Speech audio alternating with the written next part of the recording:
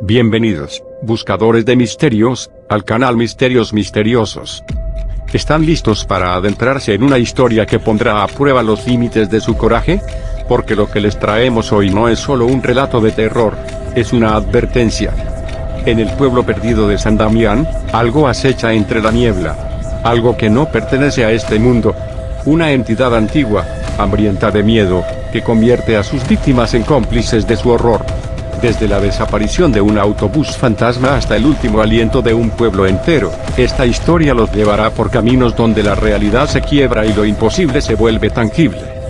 ¿Creen estar preparados? ¿O acaso el miedo ya les recorre la espalda? Porque esto no es un cuento para dormir, es una pesadilla despierta. Y la pregunta es, ¿se atreverán a quedarse hasta el final?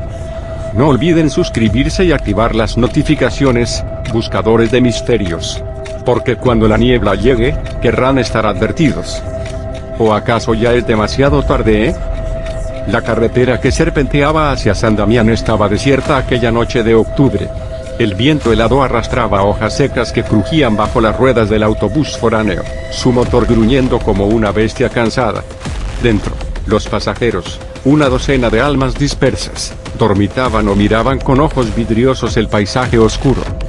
El conductor, Raúl Méndez, un hombre de manos callosas y mirada fatigada, ajustó el radio por enésima vez. Solo estática. Ni siquiera las estaciones de pueblos cercanos se captaban. Extraño, pensó. Hacía esta ruta cada semana y jamás había perdido señal por completo. Fue entonces cuando la niebla llegó. No se deslizó como la bruma normal, no. Brotó del asfalto, espesa y voraz, envolviendo el autobús en cuestión de segundos. Raúl pisó el freno, pero las luces del vehículo apenas perforaban aquella blancura lechosa. Algo golpeó el techo, un sonido húmedo, como si un cuerpo pesado hubiera caído desde lo alto. «¿Qué carajo?», murmuró, las manos aferradas al volante. Detrás de él, los pasajeros despertaron. Una mujer gritó al ver que la niebla se adhería a las ventanas, como si respirara contra el cristal. «No debería moverse así», chilló un joven, su aliento empañando el vidrio. Raúl intentó llamar por radio. Solo un zumbido agudo, seguido de un susurro gutural que no provenía de ningún parlante. «San Damián, nos espera». El autobús se sacudió violentamente. Alguien sollozó. Otros rezaban. La niebla se volvió negra en los bordes, como tinta expandiéndose en agua. Y luego, el silencio. Cuando la patrulla encontró el vehículo al amanecer, estaba estacionado en medio de la carretera, el motor aún encendido, las puertas abiertas de par en par. No había rastro de los pasajeros. Pero en los asientos, manchas oscuras y pegajosas formaban patrones extraños, como si alguien hubiera dibujado símbolos con la yema de los dedos. Y en el parabrisas, escrito entre el vaho, una frase que heló la sangre de los agentes. «Ya estamos dentro». El pueblo de San Damián despertó envuelto en una niebla que no pertenecía al amanecer. No era la bruma habitual, esa que flotaba ligera sobre los campos antes de disiparse con el primer rayo de sol. Esta era densa, viscosa, como si se resistiera a la luz. Se arrastraba entre las casas, lamiendo los marcos de las puertas, filtrándose por las rendijas de las ventanas cerradas. Y lo peor de todo, se movía. Mariana Espinosa fue la primera en verlos. Había salido antes del alba para ordeñar las vacas, como hacía cada mañana. La linterna en su mano tembló cuando el haz de luz atravesó la niebla y reveló, por un instante, una silueta alta, demasiado alta, parada junto al pozo. No tenía rostro. Solo un vacío pálido donde deberían estar sus facciones, y un cuerpo que se estiraba como goma, desproporcionado, antinatural. «¿Quién anda ahí?». Su voz sonó frágil, devorada por la bruma. No hubo respuesta. Solo un crujido seco, como huesos rozándose bajo la piel. Mariana retrocedió. La linterna cayó al suelo, la luz parpadeando antes de apagarse. En la oscuridad, algo respiró cerca de su oído. «Ven». Huyó. No miró atrás, pero sintió cosas moviéndose en la niebla a su alrededor, figuras que se deslizaban sin pies, que se doblaban en ángulos imposibles. Para el mediodía, el pueblo entero murmuraba. «Son los navales», dijo el viejo Zacarías, cruzándose con un rosario de huesos secos. espíritus que caminan entre la niebla. Tonterías, gruñó el alcalde, aunque su mano no dejaba de rascarse el brazo, donde una erupción de piel morada había aparecido durante la noche. Algún animal perdido, nada más. Pero entonces llegó la noticia de la desaparición de Lucía. La joven había salido a buscar a su perro, que ladraba frenético hacia la niebla. Su hermano, Mateo, la siguió minutos después. Lo encontraron temblando en el límite del pueblo, la camisa rasgada, los ojos inyectados en sangre. Tenía ojos, balbuceó, arañándose los brazos como si intentara sacarse algo de debajo de la piel. Brillaban como los de un gato, pero no eran ojos de verdad. Y me habló con la voz de mi hermana. El perro de Lucía regresó al anochecer. Estaba empapado, como si hubiera estado sumergido en agua estancada. Y aunque movía la cola, sus ladridos sonaban equivocados, demasiado agudos, casi humanos. Esa noche, la niebla se volvió más espesa. Quienes se atrevieron a asomarse a las ventanas juraron haber visto las siluetas altas deslizándose entre las casas. Y peor aún, escucharon voces. Llamaban por nuestros nombres, susurró la señora Rosa, abrazando a su bebé.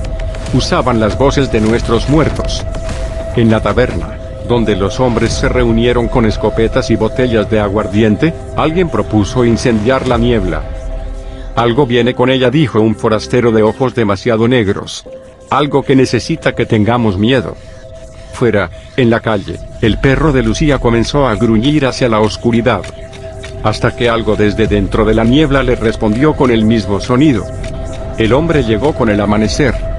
Lo encontró Benjamín, el lechero, tirado junto al camino de tierra que conducía al pueblo. Estaba desnudo, salvo por los jirones de lo que alguna vez fue un uniforme de conductor. Su piel, pálida como la cera, mostraba moretones violáceos que se extendían en patrones extraños, como si alguien hubiera trazado mapas de venas desconocidas sobre su cuerpo. Pero lo peor eran sus ojos. Pupilas dilatadas, casi devorando el iris, fijas en algo que solo él podía ver. Cuando abrió la boca para hablar, un hilo de saliva negra le corrió por la barbilla. No miren la niebla, susurró, con una voz que sonaba a pulmones perforados. Escucha. Siempre escucha. Lo llevaron a la casa del médico del pueblo, donde el hombre no dejó de temblar. Reaccionaba violentamente al tacto, como si su piel recordara algo que su mente intentaba bloquear. Cuando la enfermera intentó limpiarle una herida en el costado, él gritó: «No la toques. Ella está dentro». Entre sus pertenencias, un reloj parado a la medianoche, un mechón de cabello rubio atado con un hilo, encontraron un cuaderno. Las páginas estaban manchadas de sustancias oscuras que nadie quiso identificar. Fragmentos del diario. Día 1, o 3. El autobús se detuvo. La niebla nos rodeó antes de que pudiéramos reaccionar. Al principio pensé que era solo el clima, pero luego, empezó a moverse. Como si respirara. Los pasajeros gritaban. Algo golpeó el techo. Fuera, vi sombras. No humanas. Demasiado altas, demasiado delgadas. Como si alguien hubiera estirado un cuerpo hasta romperlo. ¿Bien? Estamos encerrados en el autobús. No hay señal. No hay llaves. Las puertas no se abren. La niebla se filtra por las ventanas. Alguien, Carlos, empezó a convulsionar. Cuando despertó, sus ojos eran negros. Dijo que ellos quieren que juguemos. Que el miedo es la ofrenda. Última entrada. No somos los primeros. Hay otros pueblos. Otros autobuses. La niebla es un ser. No viene de este mundo. Se alimenta de nosotros. Del terror. Cuando te toca, te lleva a su lugar. Allí, te rompen. Te reconstruyen. Te convierten en parte de ella. Si lees esto, corre. No mires atrás. No duermas. Porque cuando cierres los ojos, ellos estarán más cerca. El médico, pálido, cerró el cuaderno. Fuera, la niebla se arremolinaba contra las ventanas, más espesa que nunca. Esto es una locura, murmuró. El hombre en la camilla rió entonces, un sonido roto, sin alegría. No, es peor. Se incorporó de golpe, sus dedos, demasiado largos ahora, las uñas negras y afiladas, se aferraron al brazo del médico. Ya está aquí, y tiene hambre. En ese momento, La lámpara parpadeó. Y desde la niebla, algo respondió con un susurro que venía de todas direcciones a la vez. La luna sangró esa noche. Un rojo opaco, como óxido diluido en agua sucia, se filtró a través de la niebla y tiñó las calles de San Damián de un resplandor enfermizo. Bajo esa luz, los primeros cambios comenzaron. Don Zacarías fue el primero en gritar.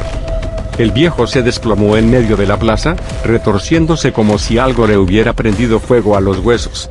Su espalda se arqueó con un crujido húmedo, vértebras reorganizándose bajo la piel. Los que presenciaron el espectáculo retrocedieron horrorizados cuando sus ojos se volvieron de un negro azabache, sin blanco, sin humanidad.